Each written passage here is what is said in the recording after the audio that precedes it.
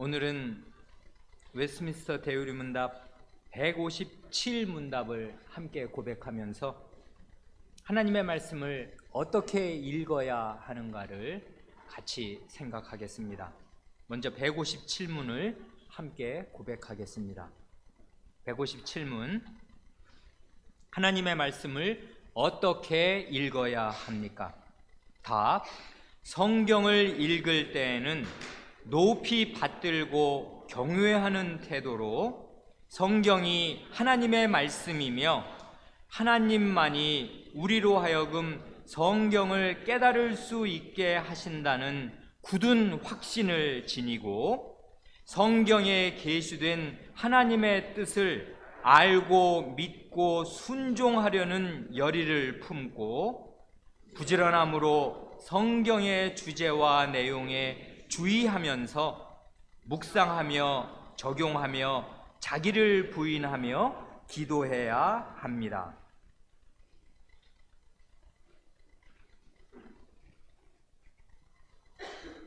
지난주에는 우리가 156문답, 바로 전 문답을 함께 고백하면서 모든 사람이 공적으로 회중에게 성경을 낭독할 수 있는 것은 아니지만은 그러나 누구든지 각자 홀로 또는 가족과 함께 성경을 읽어야 한다 하는 사실을 진지하게 살펴보았습니다.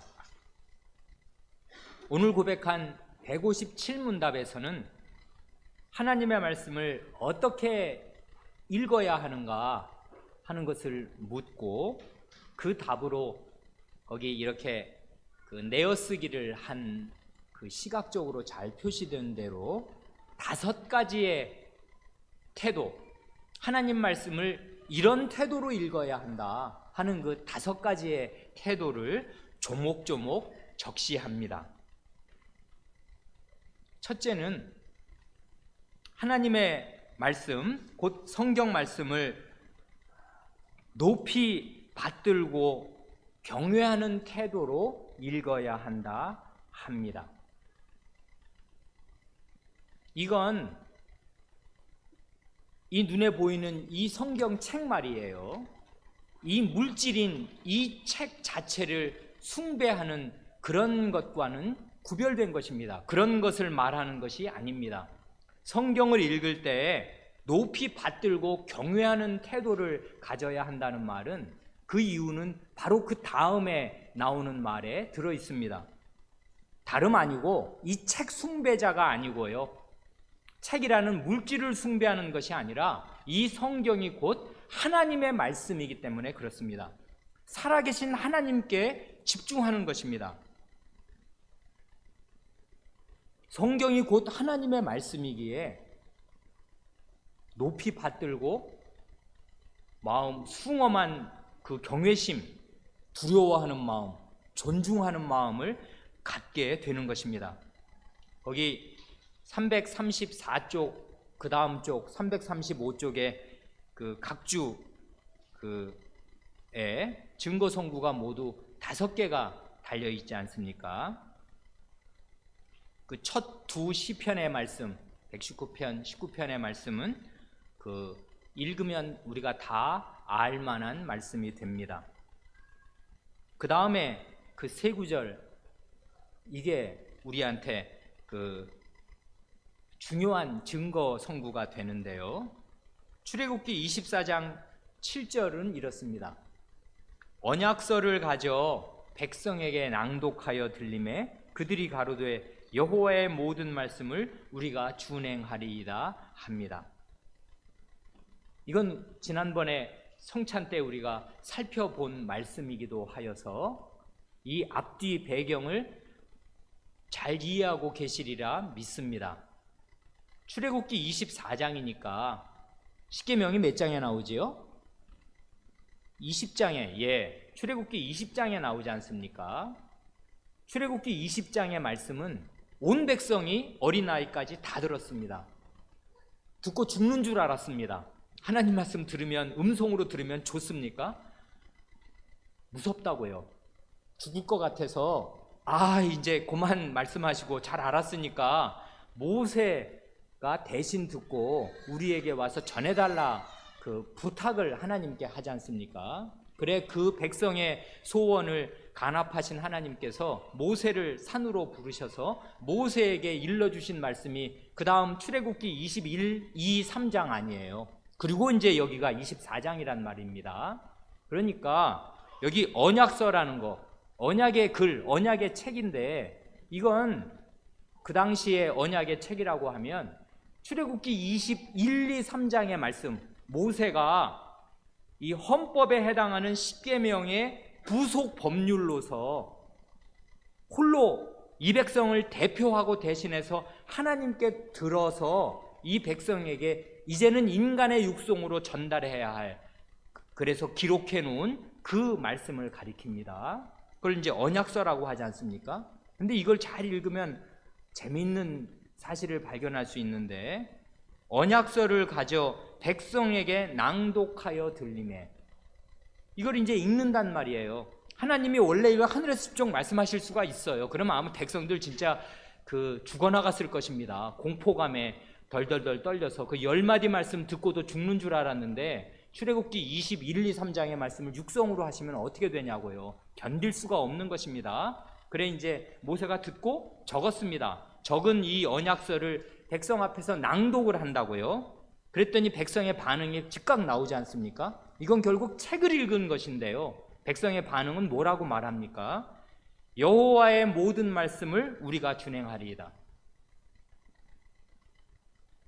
하나님의 말씀을 들은 것이에요. 지금 이거는 뭐 역사적으로 시기상으로 이건 바로 시내산 아래에서 이루어진 일이니까요. 온 백성이 한 사람도 부인할 사람이 없습니다. 모세가 지금 자기가 무슨 집에서 아무 말이나 적어온 게 아닌 걸 다 아는 것이에요. 이건 틀림없는 모세가 우리 대신 듣고 받아 적어온 그 하나님의 말씀이다. 백성이 다 아는 것입니다. 그래서 모세가 그거를 낭독할 때 이 사람들은 저건 모세의 말이구나 전혀 이렇게 듣지 않고요, 여호와의 모든 말씀으로 들었습니다. 그래 여호와의 모든 말씀을 우리가 준행하리이다 합니다. 그래 지난주에도 우리가 생각한 것이지만 성경 읽기란 무엇이냐, 그 본질을 꽉 붙잡아야 되는데 성경 읽기란 읽기가 아니라 듣기입니다. 하나님의 말씀을 듣는 거라고요. 그걸 누가 낭독해도 상관이 없어요. 모세가 읽든 하나님이 육성으로 직접 읽으실 리야 없지만 그러면 우리가 공포감에 시달려서 그 말씀을 제대로 접수가 안 된다는 거 아닙니까? 이게 정신이 혼몽해가지고요, 두려워서. 그래 사람이 읽습니다 이거를. 그러나 사람이 읽지만 그 사람의 말로 그 낭독이 된 그 말씀을 들을 때 정당한 반응은 여호와의 모든 말씀을 우리가 듣습니다 하는 그 태도라고요. 이게 아주 역사적으로 명백한 사실이고, 이거를 놓치면 성경 읽기의 태반은 날아가는 것입니다. 읽어봐야 소용이 없게 된다고요. 왜냐하면 하나님 말씀을 듣는 게 아니거든요. 그 사람은 자기가 그냥 책을 읽는 것이지. 이렇게 되면 성경 읽기의 효능은 없어지고 맙니다. 그러니까 이 높이 받들고 경외하는 태도라는 게 뭔가, 성경은 하나님의 말씀이지, 그러니 그걸 누가 어린아이가 읽더라도 하나님의 말씀을 그 속에서 듣는 것이지 하고 읽어야 마땅합니다. 그 다음 구절들을 왜 보냐 하면, 우리가 가장 최근에 역대상하를 공들여 읽었고 지금 에스라 느헤미야를 읽었지 않습니까? 성경 공부 시간에 읽은 바로 그 말씀들이라고요. 그러니까 우리에게 비교적 기억에 살아있고 친숙하다 그 말입니다. 역대하 34장 27절이 그 다음 이제 증거 선고 아닙니까? 이건 읽으면 무슨 말인지는 아는데 이거 지금 누구한테 하신 말씀인 거 아시지요? 그래 성경을 그냥 읽으면 그 앞뒤 내용이 자기 마음에 살아있어서 이게 무슨 뜻인지 금세 알아야 된단 말이에요. 그럴 만큼 성경을 친숙하게 알고 있어야 합니다. 이건 누구에게 한 말인가요? 하나님께서 예언자를 통해서 요시야 왕, 요시야는 누굽니까? 므낫세의 아들이라고요. 므낫세는 55년인가 긴 세월 왕노릇하다가 남유다의 멸망을 확정지은 남유다에서 아마 가장 악한 왕일 겁니다. 최악이었습니다. 이 아버지가, 요시아의 아버지 므낫세가 하도 엉망진창으로 왕 노릇을 한 까닭에 그 나라의 멸망이 확정되고 그 자신이 하나님의 두려운 징계를 받아서 신하들의 모반으로 살해되었습니다. 그래 이 요시아는요, 아버지가 졸지에 살해되는 바람에 8살에 왕이 된다고요. 초등학교 1, 2학년 때 왕 된 것입니다. 그러고 나서 제위 8년에, 그러니까 왕 된 지 8년이니까 한 15, 16살 되었을 때 이 사람이 정신을 차립니다. 이제 중학생입니까? 우리 나이로 하면. 이 사람이 하나님을 찾기 시작합니다. 15쯤 되었을 때 말이에요. 그리고 나서 그때부터 이 사람이 이제 제위 한 12년이니까 그러면은 또 그 한 3, 4년 뒤부터요. 그러니까 19살이나 20살쯤 되었을 때부터 이 사람이 개혁을 단행합니다. 하나님을 찾은 결과로 마음에 하나님의 뜻이 마음을 움직여서 내가 맡은 이 나라, 이제 멸망이 확정되었을지언정 이 나라를 내가 바로잡아야겠다. 그래서 유다와 예루살렘 전역, 그때는 이미 북이스라엘은 다 멸망했거든요. 아수르의 말발굽에 다 이제 넘어갔습니다. 남은 게 유다라고요. 유다와 예루살렘에 있는 우상을 이제 족족 철폐하기 시작합니다. 우상을 없앤다고요. 근데 그게 몇 년이 걸립니다. 10년도 더 걸립니다. 그래 이 사람이 나중에 그 35살쯤 되었을 때요, 이 20살 어간부터 이 개혁을 시작해서 이게 15년 걸린 것이에요, 말하자면은. 그래서 우상을 싹 거의 자기가 할 수 있는 한 다 없앱니다. 그러고 나서 한 35이나 되어서 이 사람이 성전을 이제 수리하기 시작해요. 예루살렘 성전을 수리합니다. 수리하다가 이게 이 사건이 일어난 것이에요. 무슨 사건이 일어난 것입니까? 성전을 수리하던 중에 제사장이 성전에서 율법책을 발견합니다. 그러니 나라꼴 한번 보세요. 원래 왕 된 사람은 신명기를 보면 율법책을 날마다 옆에 두고 읽어야 된다고요, 원래가. 그런데 그렇게 될 수가 없었던 상황이었던 모양입니다. 율법책을 성전에서 어디 이렇게 잘 보관해 놓았던 모양인데 그걸 발견한다고요, 제사장이.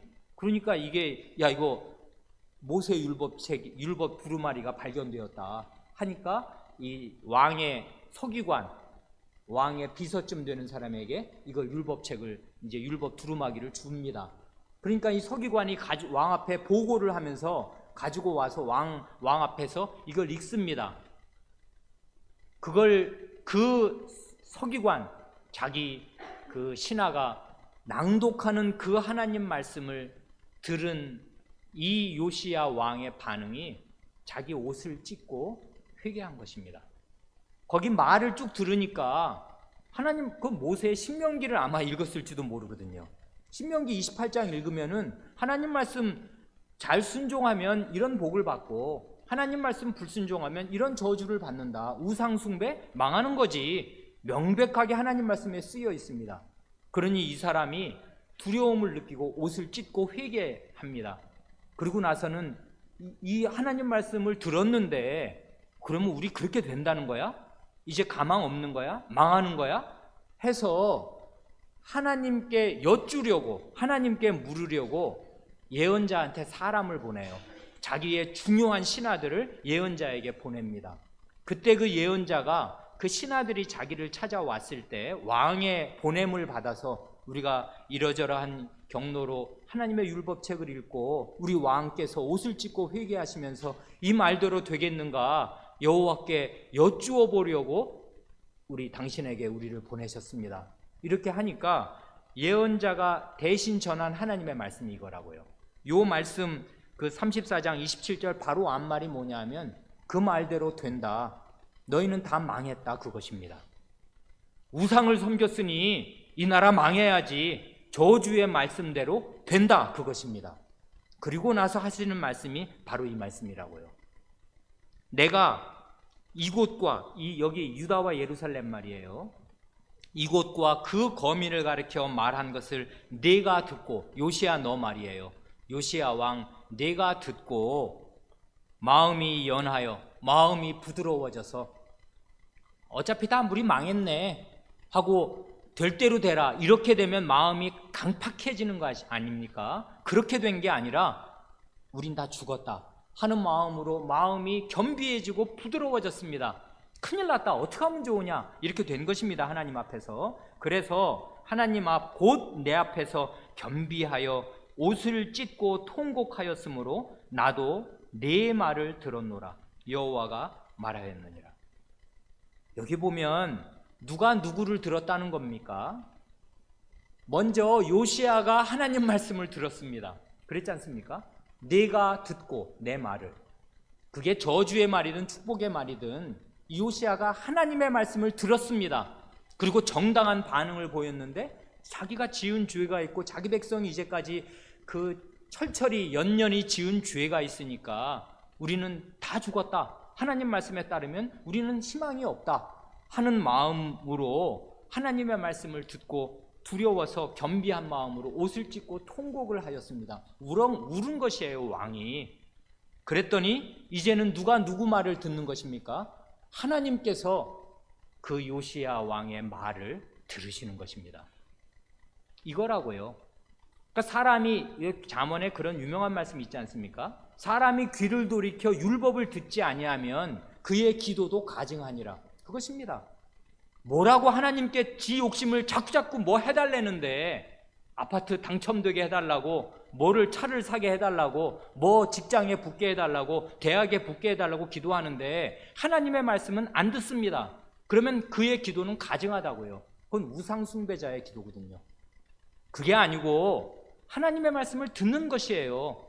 들으면 마음의 반응이, 정당한 반응이 그 하나님 말씀으로 생긴다고요, 마음속에. 그래서 하나님께 뭐라고 아뢰는 그 말을 이제는 하나님이 들으신다고요. 그래서 여기 보면 서로 말을 주고받는 게 나오지 않습니까? 사람이 하나님의 말씀을 듣습니다. 그러고 나서 회개를 한다고요. 그러면 그 회개하는 말을 하나님이 또 들으십니다. 그래서 이 사람에게 고통을 면제해 주신다고요. 내가 너 생전에는 그 꼴 안 보게 해주마, 이렇게 된 것입니다. 이 요시야 왕이. 왜 그래요? 하나님의 말씀을 높이 받들고 경외하는 태도로 들었습니다. 읽은 것인데, 신하가 읽는 하나님의 말씀인데 그걸 듣자마자 이 사람이 겸비하게 됐다고요. 자, 이거는요, 아시는 대로 강서를 들은 것도 아닙니다.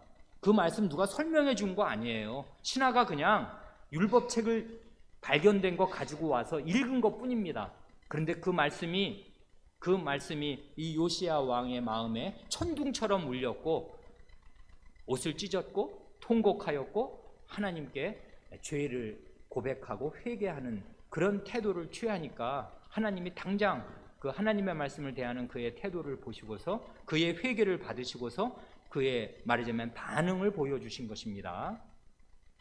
그런가 하면 오늘 우리가 이 본문으로 읽기도 한 그 다음 말씀이 느헤미야 8장 말씀 아닙니까? 거기 3절에서 10절까지 적시되어 있는데 우리는 오늘 느헤미야 8장 1절부터 12절까지를 쭉 본문으로 읽었습니다.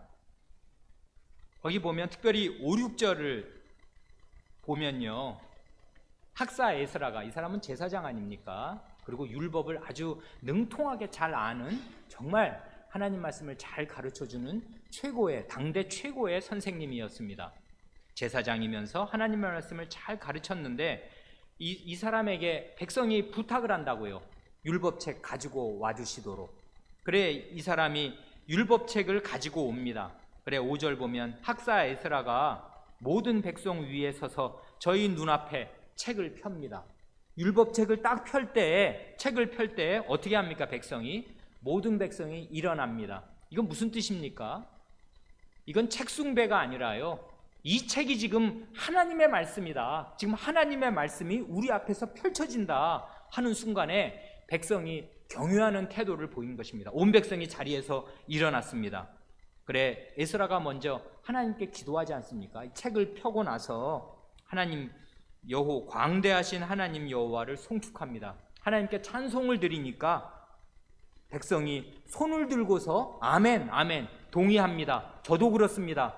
저도 그렇게 믿습니다. 아멘, 아멘 하면서 응답하고 몸을 굽혀 얼굴을 땅에 대고 여호와께 경배합니다.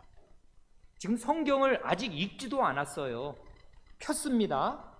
자리에서 다 일어났습니다. 그 다음에 성경 읽기 전에 기도합니다. 그랬더니 백성이 아멘 하면서 얼굴을 땅에 대고 여호와께 경배합니다. 이게 지금 책 숭배가 아니지 않습니까? 살아계신 여호와께 대한 경외심을 이렇게 성경 읽기 전에 나타낸 것이에요.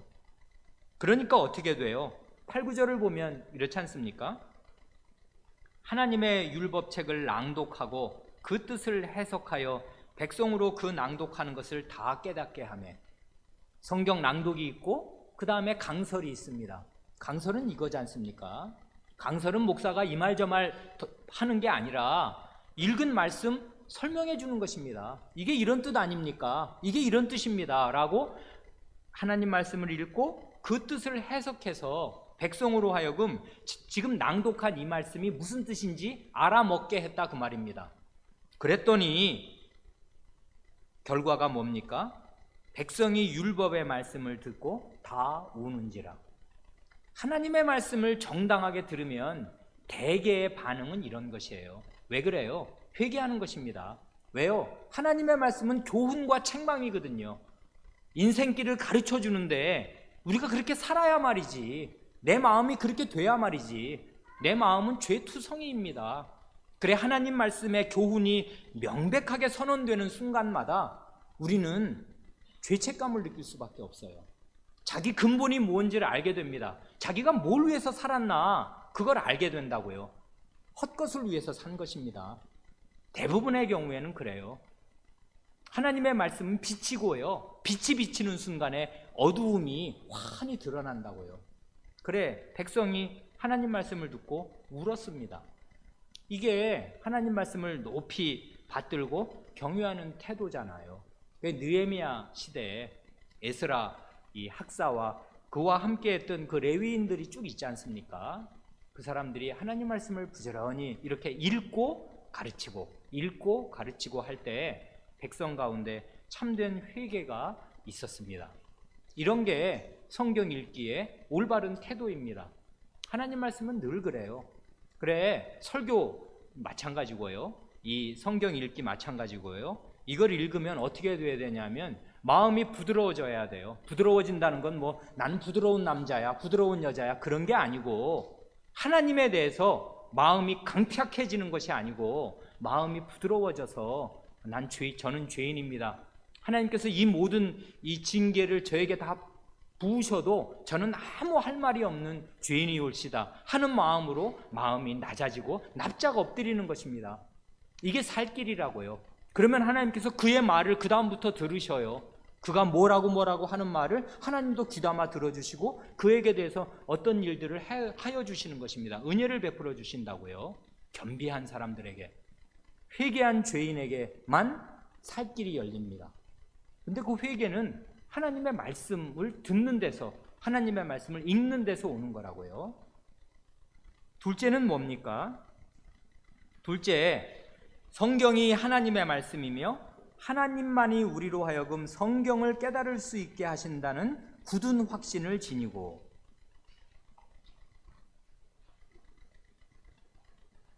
성경이 하나님의 말씀이기에 우리는 성경 말씀 읽기 전에, 읽을 때마다 높이 받들고 경외하는 태도를 갖는데요, 성경이 하나님의 말씀이다, 이 말을 우리는 당연하게 여깁니다.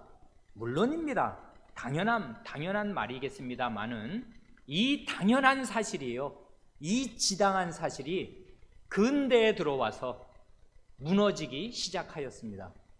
그래, 이미 서구에 나가면요, 이게 거의 아마 모르긴 해도 90% 이상은 다 무너졌습니다. 이 당연한 사실이에요. 성경이 하나님의 말씀이다 하는 사실이에요.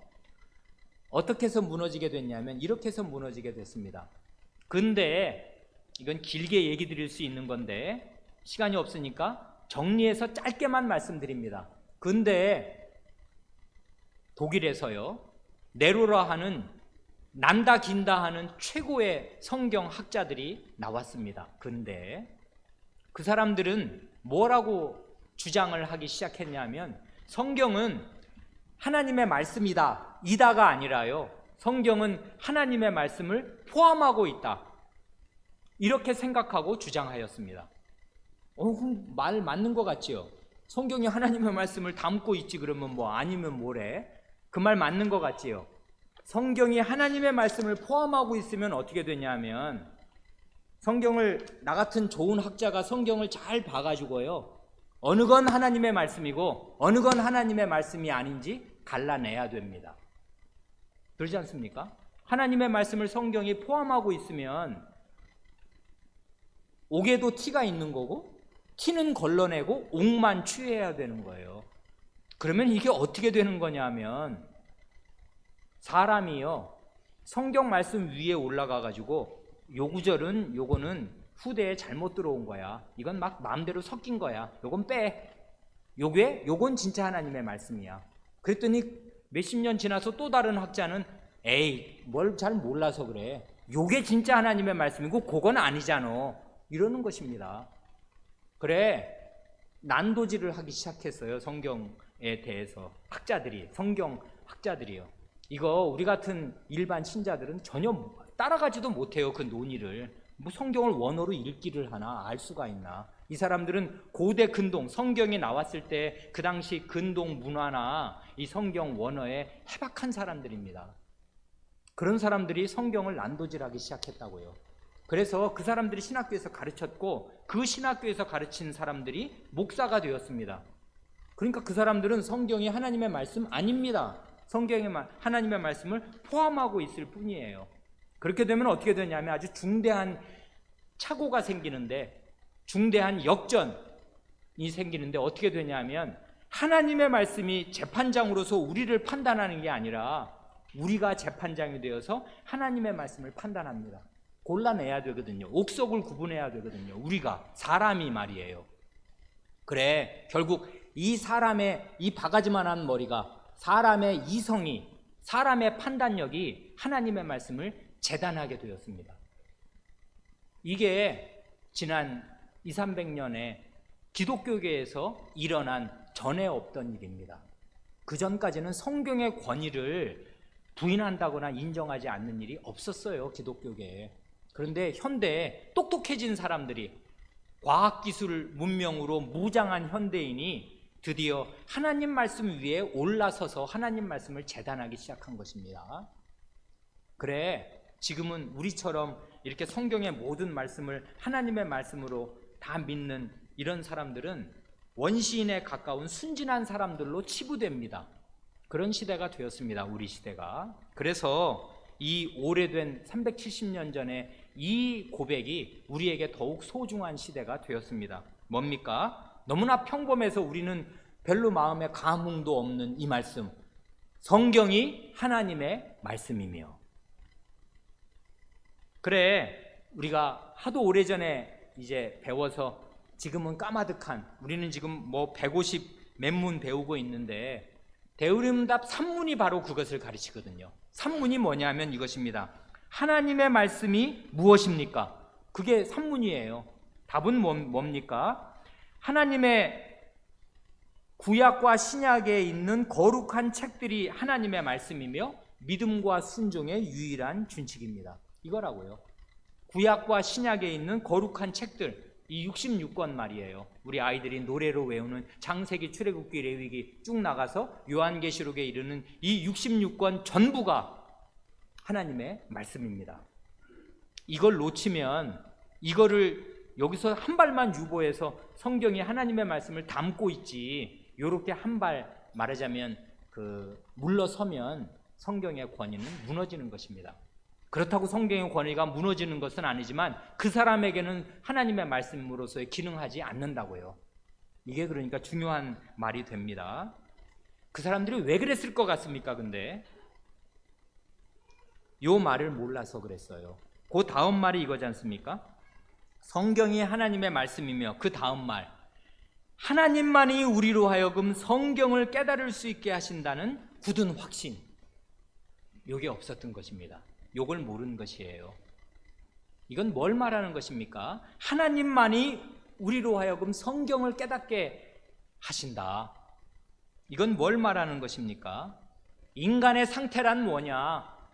성경 앞에 있는, 성경을 읽는 우리 사람의 상태라는 건 뭐냐? 죄인의 상태라는 건 뭐냐? 장님이지. 이걸 어떻게 깨달아? 연구하면 알아?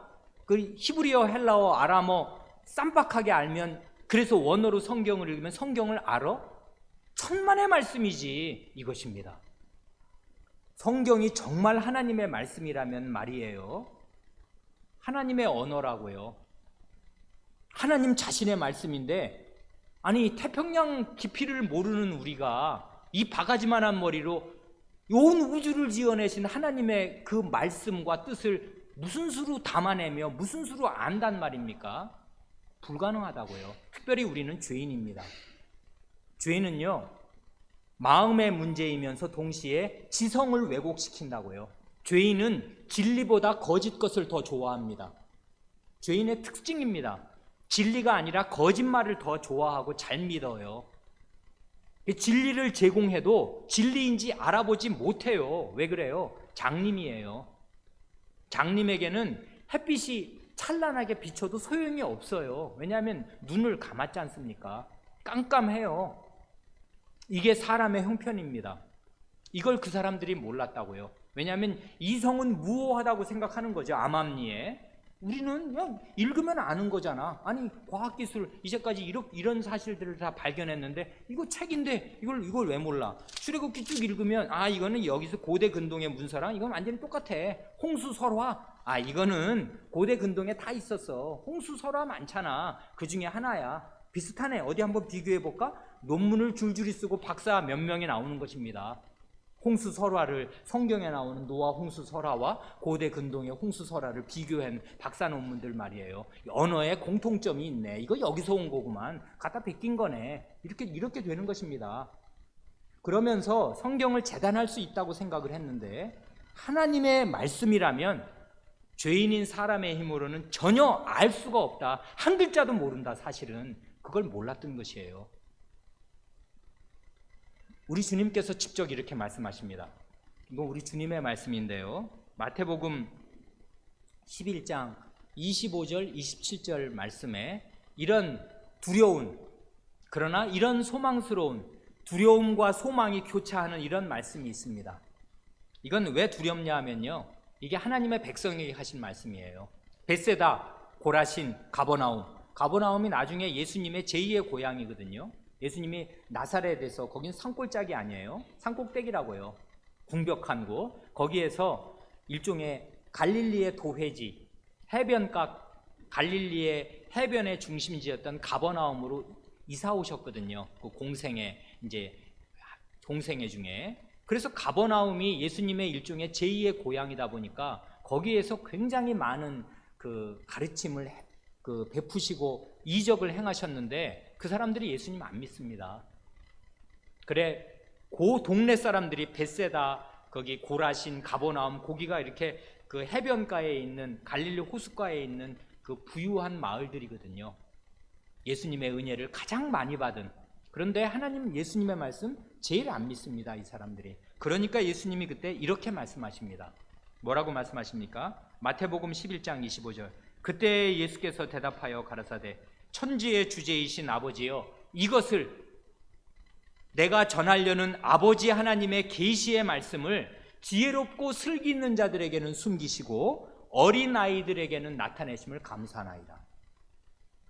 27절, 내 아버지께서 모든 것을 내게 주셨으니 아버지 외에는 아들을 아는 자가 없고 또 아들의 소원대로 계시를 받는 자 외에는 아버지를 아는 자가 없느니라.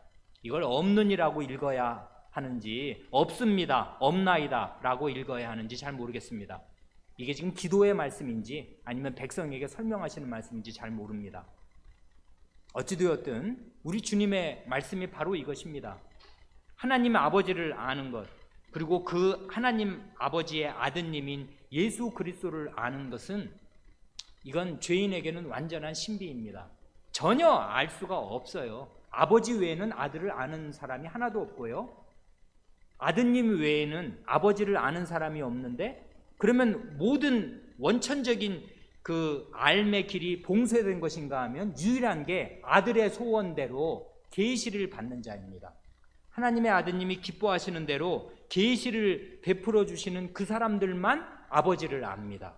이게 유일한 방법이라고요. 그러니까 하나님을 아는 길은 예수님이 은혜를 베풀어 주시는 길밖에 없어요. 그래, 여기 보면 증거선고에 나오지 않습니까? 이에 저희 마음을 열어 성경을 깨닫게 하시고, 그의 마음을 열어 성경을 깨닫게 하시기 전까지 심지어 부활하신 예수님을 눈으로 보는데도 그게 그에게 비밀이었습니다. 닫혀 있었다고요, 눈이. 부활하신 예수님, 예수님의 십자가와 부활을 성경을 읽으면 알고 교회를 다니면 안다고요. 비밀입니다, 이것은. 그런데 우리들은 지금 알고 있다고요. 이게 하나님의 은혜고 그리스도께서 우리들의 마음에 그리스도의 소원대로 우리가 계시를 받은 증거가 될 것입니다. 내가 성경을 정말 하나님 말씀으로 믿는다면, 그리고 그리스도를 제대로 안다면 그리스도가 그것을 소원하셨고 우리에게 가르쳐 보여주셨습니다. 그리스도 없이 하나님 아버지를 알 수 있는 길 없습니다. 또 하나 중요한 말씀이 이것입니다. 이게 지금 하나님의 백성에게 이 말씀을 하셨다는 게 아주 무서운 일입니다. 하나님의 백성 가운데 이런 사람들이 있어요. 자기가 성경을 잘 안 됩니다. 그리고 하나님 말씀 안 들어요. 예수님의 말씀을 안 들어요. 왜냐하면 나는 유대인이거든. 내가 회당에서 어려서부터 성경 말씀 얼마나 많이 읽었는데 나 모세오경 거의 다 외운다. 이렇게 되는 것입니다, 이 사람들이. 그리고 예수님의 말씀을 안 들어요. 그래, 하나님의 백성을 가리켜서 자칭 아브라함의 아들이라고 스스로 믿었던 유대인들을 향해서 너희들은 지혜롭고 슬기롭기에 너희들은 장님이다. 하나님 전혀 알지 못하고 하나님의 아들 너희는 모른다. 이렇게 말씀하신 것입니다. 그러나 어린아이들에게는 이걸 알려주신다. 예수님께서 그렇게 말씀하셨어요. 그러니까 이건 두려운 말씀이 되면서 또한 소망의 말씀도 됩니다. 그러니까 하나님만이 우리로 하여금 성경을 깨닫게 하신다. 이게 진실입니다. 고린도전서 2장 8절로 10절에는 또 이런 말씀이 있습니다. 이거는요, 하나님의 백성 유대인을 포함한 온 세계에 있는 지혜자들을 가리켜서 하신 말씀이에요. 그래서 더 포괄적인 말씀이 됩니다. 뭐냐면 이것입니다. 고린도전서 2장 8절 이하, 이 지혜는 이 세대의 관원이 하나도 알지 못하였나니 만일 알았다면 영광의 주를 십자가에 못 박지 아니하였으리라. 이 세대의 관원이라는 말 한번 보십시오. 이 세대는 어느 세대입니까? 그리스도를 십자가에 못 박은 세대입니다. 최악의 세대인데요, 그게 로마 시대 아니었습니까? 로마 시대의 관리가 누군지 아십니까? 최고의 엘리트입니다. 요즘 우리나라로 하면, 이게 그냥 한국적인 상황에서 말하면 행정고시 패스한 사람들입니다. 최고 엘리트이지 않습니까? 행시 패스할 정도면 그 사람 학력이며 지력이 어느 정도 되는 것입니까? 우리 같은 보통 사람을 넘잖아요. 우리 가운데 고시 패스한 사람이 있습니까? 행정고시 패스해서 정말 처음부터 5급으로 시작하는 사람들 있지 않습니까? 그래서 나중에는 사무관 되고 나중에는 차관, 장관도 되고 그러는 거 아닙니까? 그런 사람들이 이 세대의 관원이라고요. 그러니까 로마 시대의 관리는 그 군인과 관리는요, 최고 엘리트예요. 세계 대제국의 빛나는 정예 멤버들입니다, 이 사람들이. 그런데 그 사람들이 한 일이 뭔데요? 영광의 주를 십자가에 못 박아 죽인 것입니다. 빌라도 총독이 한 일이 그거 아니에요. 그리고 그 밑에 수하들, 백부장, 천부장들이 한 일이 바로 그런 일 아니에요. 그러니까 이 세대의 지혜의 한계를 그리스도의 십자가가 너무나 잘 보여주는 것입니다. 장님이에요, 이 사람들은. 하나님의 아들? 그럼 몰라요. 그게 이 세대의 지혜의 말하자면 적나라한 그 실제 모습입니다. 하나님의 아들에 관한 한 까막눈이에요. 아무것도 모르는, 글자 한 글자도 모르는 사람만도 못해요. 왜요? 영광의 주를 십자가에 못 박아 죽여버렸지 않습니까? 그래, 그 다음에 그럼 이걸 어떻게 알 수 있으랴? 비밀이 나옵니다. 기록된 바 하나님이 자기를 사랑하는 자들을 위하여 예비하신 모든 것은 눈으로 보지 못하고 귀로도 듣지 못하고 사람의 마음으로도 생각지 못하였다 함과 같으니라. 오직 하나님이 성신으로 이것을 보이셨나니 성신은 하나님의 깊은 것이라도 통달하시느니라. 누가 알려주신다는 것입니까? 하나님의 신, 성신 아니고서는 하나님이 우리를 자기를 사랑하는 자들을 위하여 예비하신 이 복된 복음의 말씀, 복된 미래 하나도 알지 못합니다. 하나님의 신이신 성신만 알려주십니다.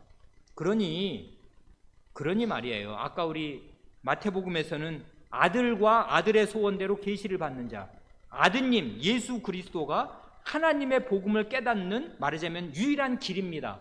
동시에 고린도전서를 보면 이 세대에 난다 긴다 내로라 하는 모든 관리들, 최고 엘리트가 절대로 깨달을 수 없고 역행하는 그 진리를 유일하게 깨닫게 해주시는 분이 성신입니다. 그러니까 제2위 하나님과 제3위 하나님이 없으면 3위 하나님에 관한 지식 하나도 깨달을 수 없습니다. 예수 그리스도와 성신님이 없으면 성부에 관한 지식 하나도 못 얻고 예수 그리스도와 성신 자신에 관한 지식도 하나도 얻을 수가 없습니다. 이게 우리의 그 현실이라고요. 그러니까 성경 말씀을 펼 때마다 맨 마지막 5번째, 맨 마지막에 저는 이거 아주 번역을 보면서 대단히 이거 매력 있다 싶었는데요. 그 번역을 하다 보니 우리말 번역이 이렇게 매력 있게 진행되었습니다. 뭐냐 하면 우리 고백문의 이 157문의 답말이에요. 성경을 읽을 때에는 맨 마지막 말이 뭐예요? 그래서 다 끝나고 나서 맨 마지막 말이 뭡니까? 예? 아니 성경을 읽을 때는 잘 읽어야 됩니다 하면 되는데 성경을 읽을 때는 기도해야 됩니다. 아니 이 말로 끝나요. 너무나 매력 있지 않습니까? 성경 읽을 때는요 기도해야 돼요. 왜요? 하나님만이 깨닫게 해주실 수 있으니까 하나님만 간곡히 바라는 예수 그리스도의 계시와 성신님의 조명을 바라지 않고서는 하나님 말씀을 못 깨달아요. 아니 깨닫긴 좀 깨닫습니다. 어떻게 해요? 바리새인 스타일로 지식을 쌓아요. 근대의 학자들처럼 성경을 파헤쳐서 굉장히 박사 논문 받을 만한 유창한 실력을 쌓습니다. 근데 그게 바로 영광의 주를 십자가에 못 박는 그런 길로 가는 지름길이라고요. 사람의 깨달음, 사람의 지식의 그 학문이라는 게 바로 그런 거라고요. 하나님만이 이걸 깨닫게 하신다 하는 마음으로 그 마음을 낮추지 않으면 모든 성경 읽기와 성경에 관한 모든 담론은 다 헛것입니다. 그래 우리의 선조들이요 성경 읽기를 제대로 하는 것입니다. 정말로 이 선조들의 고백이 참으로 놀랍습니다. 이게 사람의 그 본질, 죄악적인 본질, 사람의 이성이라는 거, 사람의 마음이라는 거, 이게 얼마나 비뚤어졌으며 얼마나 이게 까막눈인가를 아주 완전하게 깨달은 사람으로 이렇게 고백하는 것이에요. 이게 우리의 고백이 되어야 마땅할 것입니다. 셋째는 뭡니까? 성경에 계시된 하나님의 뜻을 알고 믿고 순종하려는 열의를 품고,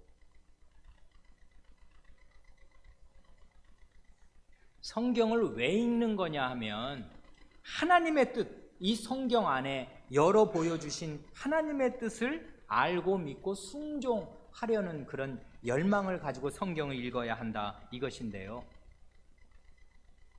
이 말 뻔한 말 같습니까? 여러분 점쟁이 찾아가는 사람들 우리 사회에 꽤 있지 않습니까? 왜 입시철이나 선거철이 되면 점집이 분주하다는 거 아닙니까? 왜냐하면 우리 아이 그 대학에 붙을까요 어쩔까요? 저 이번에 4번째 출마하는데 재산 반 말아먹었는데 이번에는 당선될까요 어쩔까요? 점쟁이한테 묻는다는 거 아닙니까? 점집을 찾아가서 미래를 알고 싶은데 사실은 자기 마음에 소원이 있어요. 혹은 이 남자랑 이 여자랑 결혼해도 되나, 그건 궁합을 맞춰본다고 점집을 찾아간다는 거 아닙니까? 왜냐하면 행복한 결혼을 하고 싶고 좋은 남자 좋은 여자 만나고 싶은데 알 수가 있나? 불안하지 않습니까? 그래 행복하게 되려는 자기 마음의 소원은 있는데 알 수는 없는 미래에 귀신이 한 줄기 빛을 던져주면 얼마나 좋을까 싶으니까 점집을 찾아가서 점괘를 듣고 싶은 것입니다. 너 올해 물 조심하라는 둥, 이번엔 된다는 둥, 안 된다는 둥, 그런 얘기를 들으면 그걸 마음에 간직한다는 거 아닙니까? 돈을 또 엄청 내요. 그 용한 점집에서는 국회의원 붙을까 떨어질까 하는데 그거 1, 20만 원 내서 되겠습니까? 그런데요, 점괘를 찾는 마음으로 그런 심정으로 성경을 읽는 신자들 많습니다. 어떤 마음입니까? 자기 생각을 안 버려요. 자기 마음의 소원을 가득 마음에 품고 있어요. 그리고 그걸 이루기 위한 묘책을 찾고 싶어 합니다. 성경 속에서. 그래서 성경을 읽고 줄을 엄청 치죠. 왜냐하면 마음에 힘주는 구절들 나온다는 거 아닙니까? 자기가 지금 마음이 힘들어, 위로받고 싶어, 어디가 위로를 주어? 그 구절 읽으면 엄청 힘이 돼. 이런 식으로 성경을 읽는다 그 말이에요. 사람들이, 신자들이 왕왕. 하나님의 뜻? 그건 너무나 어렵고 뭔지 잘 몰라. 나는 내 소원이 있어. 나는 지금 위로받고 싶다고. 나는 지금 힘을 얻고 싶다고. 여기서 어떻게 해줄지 모르겠다고. 점괘 없나? 하고서요, 자기 소원과 자기 생각을 가득 품고서 성경을 읽는 것입니다. 그러면 성경이 하나님의 말씀으로 기능을 하는 것입니까? 여기 셋째를 보세요. 하나님의 뜻을 알려는, 네 뜻이 아니고 네 소원이 아니고 하나님의 뜻을 알고 그 하나님의 뜻을 절대적인 진리로 믿고 거기에 순종하려는 열망을 품고 성경을 읽어야 합니다. 왜 그래요? 이 하나님의 말씀을 들으십시오. 이사야 55장 8절 9절의 말씀이 이렇습니다. 여호와의 말씀에 내 생각은 너희 생각과 다르며 내 길은 너희 길과 달라서 하늘이 땅보다 높음같이 내 길은 너희 길보다 높으며 내 생각은 너희 생각보다 높으니라. 이건 아주 전형적인 교차대꾸법으로 되어 있지 않습니까? 내 생각, 너희 생각, 내 길, 너희 길, 하늘과 땅의 높음의 차이, 그 다음에 너희 길, 나의 길, 내 생각, 너희 생각. 이렇게 딱 교차대꾸법으로 되어 있어요. 내 생각이 있고 너희 생각이 있단다. 그렇지. 하나님의 생각과 우리 생각이 있습니다. 하나님이 가시는 길과 우리가 가는 길이 있습니다. 두 길이 있고 두 생각이 있는데 천지 차이라 이것입니다. 하나님이 가시는 길, 하늘이 땅보다 높음 같이 높습니다. 그리고요, 하나님의 생각, 우리의 생각보다 하늘처럼 높습니다. 그런데 거기 바로 앞에 있는 요 55장 8절 앞에 있는 말씀 7절의 말씀이 뭐냐면, 악인은 그 길을, 불의한 자는 그 생각을 버리고 여호와께 돌아오라. 그리하면 그가 긍휼히 여기시리라. 우리 하나님께로 나아오라. 그가 널리 용서하시리라. 이것입니다. 악인, 불의한 너희는 너의 길, 네가 걷고 있는 그 길이 다 그게 악한 길이잖아. 그거 버리라고. 네 생각, 그게 다 악인의 생각이지. 그거 버리라고 하시면서 악인의 길, 너희의 길과 나의 길, 너희의 생각과 나 여호와의 생각을 이렇게 비교하신다고요. 그러니 하나님의 말씀은요, 이게 하나님의 생각이고 하나님의 길입니다. 그러니 사람은 자기의 길을 잘 걸으려고, 인생길, 내 인생길이잖아, 요거 얼마나 더 여기 지름길로 가야 되겠어 하고 잘 되게 하려고 성경을 읽어선 안 되고요. 내 길은 땅바닥의 길입니다. 진창길이라고요. 하나님의 길이 따로 있어요. 그걸 성경은 가르쳐 줘요. 그런데 나는 내 길을 걸으면서 요 길을 제대로 지름길을 갈 묘책을 성경에서 찾고 싶어 해. 그런 사람들 많습니다. 설교를 그런 식으로 하는 거예요, 목사들이. 그래, 교인들에게 그런 걸 찾는 교인들, 자기 길을 잘 이루려는 교인들에게 묘책을 알려주면은 그 말이 귀에 쏙쏙 들어온다는 거 아닙니까? 은혜 받았다는 거 아닙니까? 힘 되네.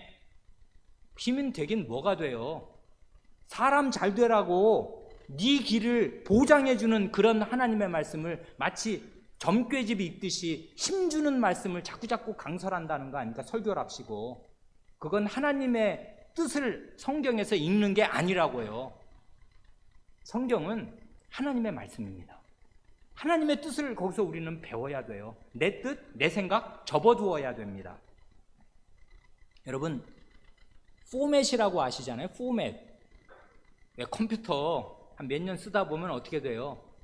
뭐 이런저런 바이러스도 오고 악성 코드가 막 심어져 가지고 뭐 다운받다 보면은 막 딸려 들어와 가지고 얘가 왜 이렇게 느려? 야, 이거는 뭐 286이냐 386이냐 이거 왜 이렇게 느려? 이거 컴퓨터가 느려진다는 거 아닙니까? 그러면 어떻게 해야 돼요?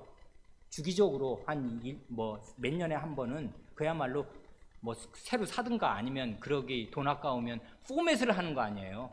싹 지워버리는 것입니다. 거기는 모든 거 다 없애는 거예요. 그리고 가장 필수적인 프로그램만 다시 깔아요. 그렇죠? 그런 걸 포맷이라고 하지 않습니까? 할 수만 있다면 이런 자세로요, 성경 말씀 앞에 딱 서면 강서를 듣거나 성경을 읽기 전에는요, 내 생각은 포맷되어야 돼요. 이게 할 수만 있으면 마음 자세가 그래야 된다고요. 자기의 그 더러운 생각을 그대로 가지고 있으면서 하나님의 말씀을 여기에 이렇게 꿰어 맞춰가지고 요것저것 자기를 호도하려고 그러면 결코 안 돼요. 설교 듣는 것도 마찬가지입니다. 희한한 게요, 성경을 이렇게 오래 배웠는데 제대로 된 강서를 몇 년을 들었는데 안 바뀌는 사람이 있습니다. 희한합니다. 저는 그런 사람 여럿 봤습니다. 아니, 수십 명 봤습니다. 25년 동안 하나님의 말씀 제대로 가르치는 교회에서 저건 틀림없는 하나님의 말씀이다. 인간의 생각을 완전히 포맷시켜주고 새롭게 하나님의 말씀으로 정립시켜주는 바르고 깊고 풍성한 말씀이다 하는 말씀을 들었습니다. 그런데 그렇게 25년을 듣고 같이 자라오는 동안에 교회를 떠나가는 사람 혹은 심지어 교회에 남아있는 사람 중에 하나도 안 바뀌는 사람들이 있어요. 무서운 일입니다. 왜 그래요? 포맷이 안 되는 것이에요. 이 사람이 제대로 성경을 읽고 제대로 강서를 들으면 몇 년을 자기의 전체를 걸고 들으면요, 생각이 새롭게 형성이 됩니다. 생각이 싹 바뀌어요. 근본적으로. 아, 내가 예전에 알고 있던 거 헛거구나 이렇게 됩니다. 아니, 목사가 매주 그러고 있어요. 내가 이전에 알았던 거 헛것입니다. 헛것이라는 게 거짓말이라는 게 아니라요, 그건 옛날 먹은 밥이라고요. 일주일 전에 먹은 밥으로 우리가 오늘 사나요? 한 달 전에 먹은 밥이 오늘 내게 양식이 됩니까? 안 돼요. 하나님의 말씀을 계속 새롭게 들으면서 이게 진짜 새로운 하나님의 신선한 말씀이다 하는 걸 계속 받아 나아가야 사람이 새롭게 빚어진다고요. 그렇게 몇 년을 성경을 듣고 강서를 들으면 사람의 생각이 완전히 근본적으로 형성이 됩니다. 하나님의 말씀으로. 근데 많은 교인이 그렇게 안 들어요. 어떻게 듣습니까? 팔짱을 끼고서 듣는 것입니다. 뭐라고 말하나 보자 하면서 자기 생각 그 불완전한 지식에다가 끼워 맞추는 액세서리를 달아요. 성경을 읽을 때도 그렇게 읽는 것입니다. 그러면 그 사람 100번 읽어도 소용없어요. 몇십 년을 교회 다녔는데요, 그 사람 생각 안 바뀝니다. 희한해요. 안 바뀌어요. 왜 그래요? 성경이 하나님의 뜻을 알려는 마음으로 읽어야 되는데 자기 생각을 보충하는, 자기의 생각을 수선하는 재료로 성경을 읽는단 말이에요. 강서를 그렇게 듣고. 여러분, 이런 일이요, 교회사에서 아예 성경에 나오잖아요. 예수님 설교 들으면 사람 다 바뀝니까? 안 바뀌는 사람 많다는 거 아닙니까? 왜 영광의 주를 십자가에 못을 박아요? 그 좋은 설교를 3년 반이나 들었던 사람들이. 안 바뀝니다. 그래, 성경은요, 하나님의 말씀을 내 뜻이 아니고 내 생각은 다 내려놓고 성경을 딱 펼 때는 내가 원하는 걸 골라서 읽는 게 아니에요. 성경은 하나님의 뜻을 알려고 읽는 거지. 그러면 어려워도 배워야 되는 거지. 그게 어려운 거 쉬운 게 어딨어. 하나님의 말씀인데. 배우는 것입니다. 그리고 받는 것이에요. 그 하나님의 말씀으로 내 생각을 새롭게 정립하는 것이에요. 이러려는 마음으로 성경을 안 읽고 이러는 마음으로 강서를 안 들으면 몇 년 들어도 헛것입니다.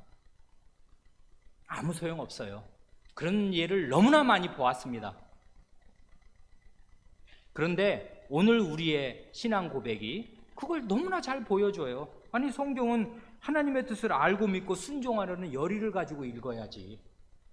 넷째, 부지런함으로 성경의 주제와 내용에 주의하면서 부지런함을 요구합니다. 성경 읽기에 말이에요. 이거 왜 말하는 것입니까? 바로 그 부지런함 바로 앞말은 열의를 말하지 않습니까? 열망, 간곡한 열망, 그리고 부지런함을 가지고서 성경의 주제와 내용에 주의해야 한다. 왜 부지런해야 하는 것입니까? 성경은요, 이제 겪어서 아시겠지만 심오하고 방대하고 난해한 내용 굉장히 많습니다. 명명백백한 내용도 많습니다만은 그 명명백백한 내용도요, 사실은 굉장히 심오하다고요. 굉장히 심오합니다. 성경은 깊어요. 태평양 저 심해 해저 10,000몇 미터보다 더 깊다는 거 아닙니까? 그래, 그리고 성경 아시는 대로 모세오경 있잖아요. 모세오경 중에 레위기 아십니까? 레위기. 그 다음에 역사서는 그나마 좀 우리한테 친근하게 와닿습니다. 왜냐면 역사 이야기다 보니까 읽으면 그냥 상당히 이해는 잘 돼요. 그런데 그 다음 넘어가면 어떻게 됩니까? 시편, 욥기, 어렵습니다. 그런데요, 맨 마지막을 장식하는 네 번째 그 대분류는 뭐예요? 예언서지 않습니까? 예언서는요, 앞에 세 가지의 종합이라고요. 모세오경이 배경에 쫙 깔려 있고 역사가 그 안에 들어가 있고 시로 막 되어 있어요, 중간중간이. 그러니 예언서는 굉장히 이사야서, 예스겔서 제대로 읽어보셨습니까? 그 제대로 강설이나 들어보셨습니까? 예레미야, 이사야, 예스겔 같은 거 말이에요. 그리고 하박국 선지자 뭐라고 말했나 기억하고 계십니까? 요엘 선지자 뭐라고 말했나? 교회 다닌 지가 몇십 년인데 그 사람이 전한 메시지가 마음에 선명하게 남아 계십니까? 어렵다고요. 이게 성경이 66권이고요 권수도 각 권이 이게 심오하다고요. 그러니 부지런히 읽어야 되는데 어렵습니다. 그래, 어느 책에 보니 이렇게 말합니다. 이걸 좀 바꿔서 말하면 성경은요, 여러분 24시간 편의점 아시잖아요. 편의점 가면은 종류별로 딱 금방금방 찾을 수 있게 돼 있지 않습니까? 그래, 뭐 양말이 갑자기 구멍이 났는데 어디 이제 점잖은 자리에 가야 되면 양말 빨리 살 때 어떻게 해야 돼요? 집에 갔다 올 시간 없고 24시간 편의점 가면 양말 어딨어요? 저기 저 왼쪽 그 선반 바로바로 나와요. 껌이든 과자든 빵이든 뭐 컵라면이든 뭐든 그냥 눈에 척 보면 골라 잡을 수 있는 게 24시간 편의점 선반 아니에요? 성경은요 24시간 편의점 선반 아니라고요. 내가 원하는 거 가면 즉각 찾을 수 있는 게 아니에요. 성경은 광산이에요. 광산. 나무와 바위와 흙으로 뒤덮여 있어요. 그거를 무진장 캐야 된다고요. 도끼를 들고서 파야 됩니다. 힘 무지하게 들고요, 정성을 기울여야 되고요, 부지런하지 않으면 아무것도 못 얻어요. 그래, 히브리서 저자가요 이런 답답함을 가지고 있었습니다. 히브리서를 쓴 저자가 이렇게 말하지 않습니까? 히브리서 5장 11절로 14절 보면 멜기세덱에 관하여는, 이 멜기세덱은 어디 나오는 사람입니까? 창세기 아브라함이 그 왜 그돌라오멜 동맹국 이기고 돌아올 때 멜기세덱이 이렇게 나와서 이 사람 축복하면서 이 사람의 11조를 받는 그 얘기 아시잖아요. 창세기 앞부분이라고요. 그런데 이 히브리서를 읽는 독자들이 멜기세덱에 관하여는 우리가 할 말이 많으나 너희의 듣는 것이 둔함으로 해석하기 어려우니라. 지금 이 성경 선생, 이건 결국 사도라고 해도 됩니다. 히브리서를 성경을 썼지 않습니까? 이 선생이 멜기세덱에 대해서 지금 가르쳐야 되겠는데 할 말이 많습니다. 우리가 할 말이 많아요, 멜기세덱에 관해서는. 그런데 뭐가 문제냐면 너희의 듣는 것이 둔해서 못 알아듣네, 교인들이. 그래서 해석할 수가 없어. 해석하기가 어려우니라. 그래서 그 다음 말을 합니다. 때가 오래므로. 교회 다닌 지가 몇 년이냐 지금. 때가 오래니까 너희가 마땅히 선생이 되어야 될 터인데, 너희가 마땅히 선생이 될 터인데 너희가 다시 하나님의 말씀의 초보가 무엇인지 누구에게 가르침을 받아야 할 것이니 젖이나 먹고 단단한 식물을 못 먹을 자가 되었도다. 여전히 지금 유치원생 이하 이유식하는 어린아이들 아닙니까 여러분? 왜 멜기세덱 얘기를 못 알아들어요?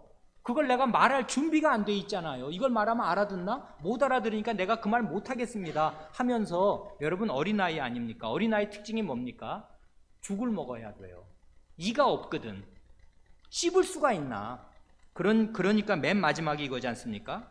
대저 젖을 먹는 자마다 어린아이니 의의 말씀을 경험하지 못한 자요. 단단한 식물은 장성한 자의 것이니 저희는 지각을 사용함으로 연단을 받아 선악을 분별하는 자들이니라.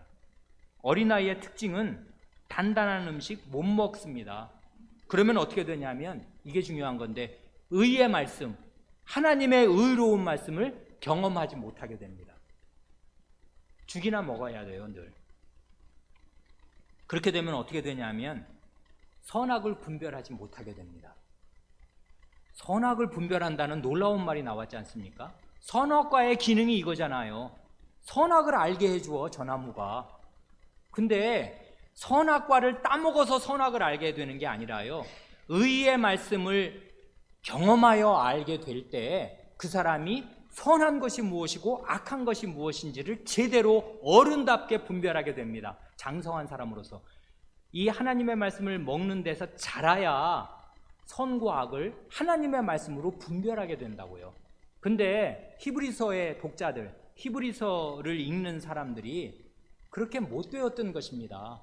그래 이 사람이 갑갑하였던 것이에요. 히브리서를 쓴 저자가. 너희는 지금 이유식하는 2-3살짜리 아이들 아니냐, 이가 안 났네, 씹을 수가 있나 이 얘기들을. 예언서? 에스겔? 읽을 수가 있나? 창세기를 모르는데 무슨 에스겔? 창세기의 멜기세덱을 모른다, 그것입니다. 그래, 이런 일이 우리 현대 교회에는 너무나 많습니다. 무지한 교인들, 성경을 안 읽고 너무나 모르는 교인들, 성경 숙제가 엄청 어렵다는 교인들. 이게 왜 어려워요? 중학생이 90점짜리 답을 몇 년 동안 계속 써내는데, 자기 눈으로 읽으면 알 수 있는 거란 말이에요. 거기 답이 다 주어졌잖아요. 보기에 답이 다 들어있는데 이걸 왜 몰라? 모르죠. 왜요? 이유식을 먹고 있으니 알 수가 있나? 자라야 되는데 안 자란 것입니다. 왜요? 부지런하지가 않고 게을렀던 것입니다. 그 시간 다 뭐 했어요? 하나님이 똑같은 사람에게 똑같은 시간을 다 주셨는데 부지런함으로 하나님 말씀, 성경의 주제와 내용이 무엇인지 주의하면서 읽지 않으니까 나이를 몇 살을 먹었든 상관없어요. 어린아이입니다. 이유식하고 있습니다. 의의 말씀 경험하지 못합니다. 선악 분별하지 못합니다. 그러니 말하는 족족, 행하는 족족이 악한 일을 하는데 이게 악한 것인지를 몰라요. 하나님 말씀을 경험해서 알아야 그건 아니지. 척척 분별할 수 있는데 분별이 안 된다는 거 아닙니까? 마지막 5번째는 이것입니다. 묵상하며 적용하며 자기를 부인하며 기도해야 합니다. 여기 보면 시간이 없어서 제가 길게 말씀드릴 수 없는데, 루터 선생의 그 유명한 신학 방법론 3가지가 다 나오는 것 같습니다. 루터 선생이 하나님을 아는 길 뭐냐? 오라치오, 메디타티오, 텐타티오. 기도, 묵상, 실현. 이거라는 거 아닙니까? 하나님 아는 길은 이거밖에 없는 거지. 기도해야지 하나님께, 하나님을 알려달라고. 그리고 하나님 말씀 곰곰이 묵상해야지. 그리고 그런데 또 하나 아주 묘미가 있는 게, 고난을 겪어야, 어려움을 겪어야 하나님의 말씀의 참뜻을 알지, 이렇게 말하지 않습니까? 여기에 그게 다 들어있는 것 같습니다. 먼저 메디타티오, 묵상이 나오지 않습니까? 하나님 말씀 곰곰이 씹어 먹어야지. 그냥 쓱 읽고 강설 들으면 그게 이해가 되나? 은혜 받았다고? 다 헛말입니다. 무슨 은혜예요? 은혜는 그렇게 오는 거 아니에요. 내게 나간 말이 열매 없이 돌아오는 일이 없는데, 은혜 받았으면 열매가 나와야지. 그건 은혜 아닌 것이에요. 강설 듣고 무슨 감동을 좀 받은 거나 잘 이해되었다 생각하는 거 다 헛것입니다. 그게 묵상이 되어야지, 씹어야지. 그래서 꼭꼭 씹어서 내게 양분이 되어야지. 그게 묵상 아니에요? 그래서 자기한테 적용을 해야 되는데, 거기 맨 마지막에 기도, 오라티오, 하나님께 기도해야죠, 성경 읽을 때는. 그런데 중간에 보면 자기 부인이 나오지 않습니까? 이게 루터 선생이 말한 시련하고 아주 비슷한 것이라 생각합니다. 내가 원치 않아요, 이런 일을. 누가 원해요? 불행 같은 그런 병이나 이런 여러 가지 재난들을 누가 원한단 말입니까? 그러나 그런 기회를 만나신 교우 여러분, 실망하지 마시고 하나님의 말씀을 깨달을 절호의 기회에 있다고 여기십시오. 이 말을 믿으십시오. 하나님의 말씀이 이렇게 말하지 않습니까? 시편 119편 71절입니다. 고난당한 것이 내게 유익이라. 이로 인하여 내가 주의 율례를 배우게 되었나이다. 고난당한 게 차라리 내게 유익입니다. 왜냐하면 삶이 편안하고 등 따숩고 배부르고 그러면요, 하나님의 말씀 절실하게 안 와닿아요. 그거 몰라도 그냥 사라지거든. 그러니까 삽니다. 그냥 하나님 말씀 모르는 채로 계속 살아요. 몇 년이나 몇십 년이나. 그런데요, 고난을 당하면 큰일 났습니다. 이제 죽을 것 같지 않습니까? 그래서 정말 그거 자체를 해결하느라고 하나님 말씀을 떠나서 정신없는 사람들이 있으면 그 사람은 믿음을 버리는 길로 가는 것이고, 그게 아니고 고난을 겪었을 때 하나님의 말씀이 뭐냐 정신 차리고 보게 되면 나중에는 고난당한 게 내게 유익이 됩니다. 왜냐하면 그것 때문에 주의 율례를 배우게 되기 때문에. 그래서 67절에서는 시편 119편 이렇게 말하지 않습니까? 고난당하기 전에는 내가 그릇 행하였더니 이제는 주의 말씀을 지키나이다. 고난당하기 전에는 죄를 은근슬쩍 많이도 지었습니다. 왜냐하면 이게 큰 코 안 닥쳤거든요.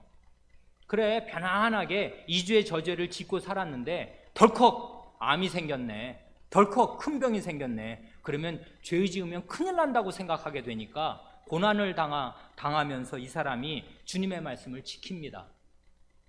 그래, 고난당한 게 유익이라고요.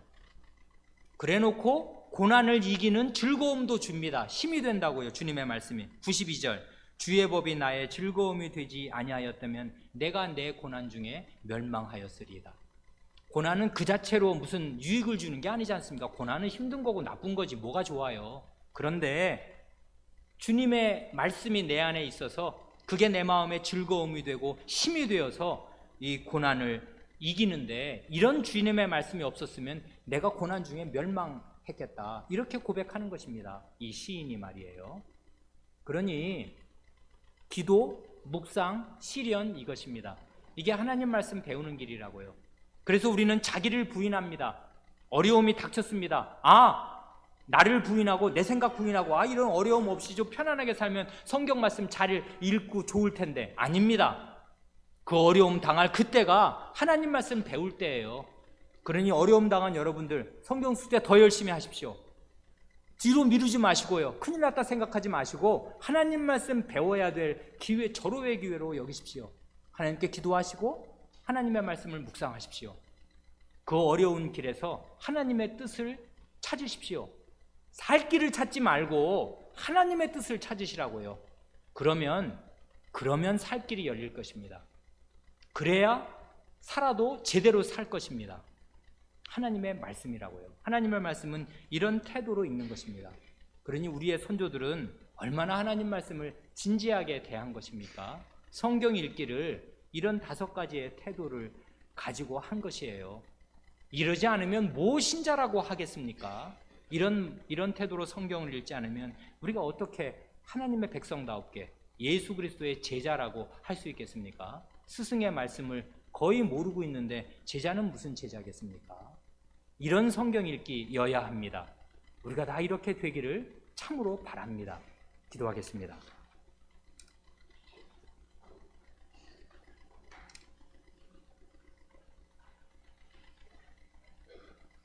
하나님 아버지, 저희가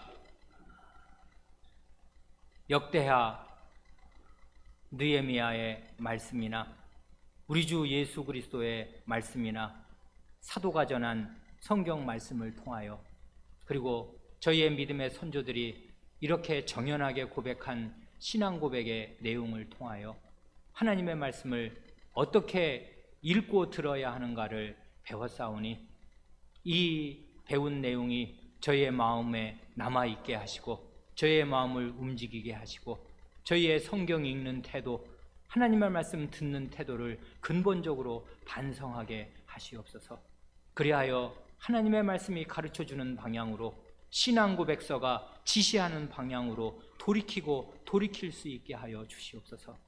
하나님의 말씀, 성경 말씀에서 하나님의 말씀을 듣고 하나님의 뜻을 발견할 줄을 알게 하시고, 자기 생각을 다 내려놓고 접어두고서 하나님의 뜻을 깨달아 선악을 분별하는 자리에 이룰 수 있게 하여 주시옵소서. 언제까지나 어린아이 상태로 머물러 있지 않게 하시고, 어려운 말씀을 들으려야 들을 수 없고 도무지 소화를 시킬 수가 없는 그런 유치한 상태에 계속 머물러 있지 않게 하시고, 의의 말씀을 경험하여 하는 자리에 나아갈 수 있게 하여 주시옵소서. 우리 구주 예수님의 이름으로 기도하옵니다.